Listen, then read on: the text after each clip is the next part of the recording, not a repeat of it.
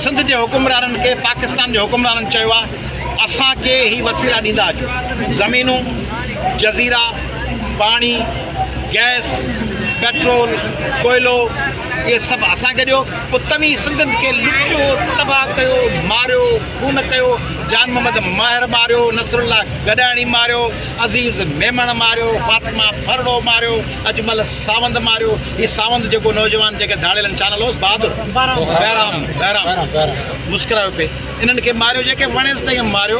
असांखे ही वसीला ॾींदा अचो। ऐं ही तमामु सुठा पेटी ठेकेदार सिंध जा हुकुमरान उहे चवनि था तव्हांखे जेका शइ खपे तव्हांखे ॾींदासीं। सिंध खे असीं लुटियूं था, तव्हीं ज़मीन जेका घुरंदव, जेको पाणी ॾींदासीं। सो ही पेटी ठेकेदार उन्हनि जे हवाले सिंध आहे। ऐं सिंध जो माण्हू वरी ख़बरूं कंदो, यूनानी बि कंदो आहे। अजमल सावंत कीअं मरी वियो, फातिमा फरड़ो कीअं मरी वेली, फातिमा फरड़ो जा कातिल गिरफ़्तार कयो। इहो सवाल करणु ईअं आहे जीअं की माण्हू खे बंदूक सां को धाड़ेल मारे करे ऐं माण्हू चए त बंदूक खे गिरफ़्तार कयो। कॾहिं मुतालबो ॾिठो अथव कंहिंखे त बाबा मूंखे मुंहिंजे भाउ खे फटे मारियो आहे, उहा CT-70 ॻोल्हींदो तव्हां किथे आहे, उनखे मारियोसि।